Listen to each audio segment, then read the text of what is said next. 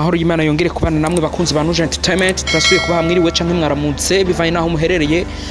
Ndakwibutsa utarakora subscribe uyikore. Ni biganiro bica hano kuri Nuje Entertainment, ni biganiro turashoboye hamwe n'ibindi biganiro bica hano kuri Nuje Entertainment bivugwa ku isi hirya no hino. Ariko nanje ngarutse mu kiganiro c'umuziki n'abanyamuziki, ni turashoboye again. Nitwaruzunyiteje Mora Fred MC Voice of the Money, Mike Masterpiece Keeper Motivation Champion Nore yatojwe. Ngarutse kuri muri Nuje Entertainment ku nguvu zidasanzwe mu kiganiro turashoboye. Yes nuko turabe inyuma yaho umufana remix ikorewe n'abaririmbyi bagiye batandukanye benshi bagiye bahurira mu iyo novuga ngo umufana remix. Bifeson Freddy yatangaje ko agiye kuzozana na Dramatic afise ico bivuze ko reka kwanza tumaze tuvyumvirize kugira ngo duce tubisangura twavyumvirije. Ndirimbo bise umufana remix nguvungiye gukoresha Dramatic na Fabila. Ezo nkuru warazibonye? Navyo nabonye. Ico gikorwa cyo bagihari cankere. Nta gihari kubera ko nta muntu aranyegera bambaza ibintu vy'indirimbo. Niba twegera tuzokoresha ko dusanzwe twakira abandi baririmbyi bashaka ko dukorana. Bahuje nabo dusanzwe dukorana na ngorane. Mbega kukwanonsa mu bintu nk'ivyo ataburenganzira atabikorwa mu fitani mwe ntaco bibatwara. Mu muziki biremewe guchallenginga. Mugabo kuri question yo kuvuga amazina sinibaza ko biri professionnel. Kubera ko jewe izina ry'ibanje ndaryubaka mu nzira ziwanje, simba shaka ko hagira undi muntu azikoresha mu nyungu ziwe mu gihe jewe atakamaro ndabifisemo. So navuga ko naco kintu aba artiste dukwiye kumenya, kwiga kuba professionnel, kwiga gukora ibintu bikenewe umwanya ukenewe. Apana kwa wumva ko nshaka kuryohera abantu, nshaka kubakinisha mu mitwe, katushaka gukinisha ayandi mazina. Rero nivyo Dramatic novuga ngo yavutse gukoresha amazina y'abandi bantu yarabiciye amazi, kandi hariho n'imvugo yakoresheje avuga ati twebwe azokwegera abasanzwe babishinzwe hama tubikorereko. Urumva ko haba harimwe ibintu bitoroshe.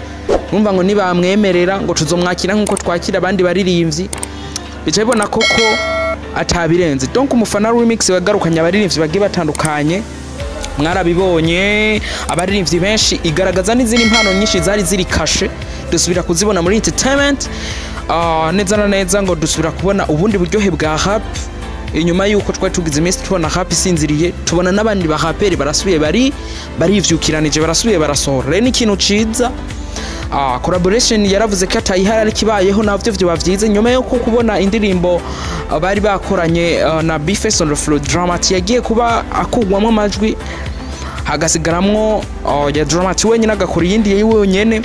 Urumva dusuye kubona ubundi bumwe busuye kugaruka mu yindi ndimo burya indirimbo kobra ubumwe bukomeye. Byo bari ibintu vyiza cyane, ni ibintu vyo gushima Imana. Rero kubona Bifeson Flow ashaka gushaka umubano mwiza, ni ibintu vyerekana ko we atakibaza afise. Ni ibintu vyerekana ko ashaka ubumwe muri entertainment kandi ashaka novuga ngo iterambere kuri bose. Rero umufana wa remix twabonye impano nyinshi, ba Gradis barasubiye kwiyerekana inyuma yo gusohora indirimbo nyinshi, ariko bakaza no kwiyerekana mu mufana remix nkuko nabivuze yagaragaye yasubiye kuzana izindi impano zari ziri kashe turazibona, na bamwe bandi bari bibaza ko bahevye umuziki baragaruka. Happy subirigira ingufu zidasanzwe naho benshi babiciye amazi, ariko siko Jembi ibona. Ni ikintu c'igikorwa cyumviwe neza Bifeson yakoze vraiment coup de chapeau. Bifeson Flow muri kuri Bifeson Flow, ni Bifeson Flow igihe Dr. Jose Chameleone yari ino yaremeye ko bazokorana indirimbo yamaze kuba novuga ngo itangwa challenge. Hari indirimbo tugira tumaze tuyumviriza iyo ndirimbo hama duce tugaruka tunabisesangura. Twagiye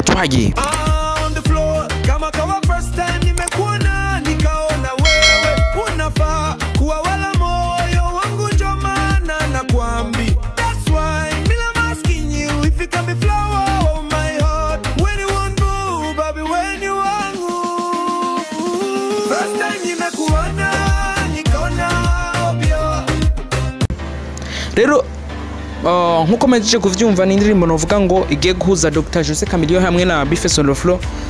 Benshi bagiye babikritika, ariko twavuga ati ni indirimbo twogwitega kiki kuri Bifeso kuri karya yiwe y'umuziki ndetse gukorana no gukorana indirimbo na Dr Jose Chameleone. Dr Jose Chameleone n'umuririmbyi w'akarere akuze mu muziki arazi ivyo ari vyo kandi novuga ko ari n'umuririmbyi yakoze amahiti novuga ya generation yo guhera 2005 ntibamuzi neza mugabo nibaza ko hari indi mahiti yagiye akora za 2010 abamuzi baramuzi.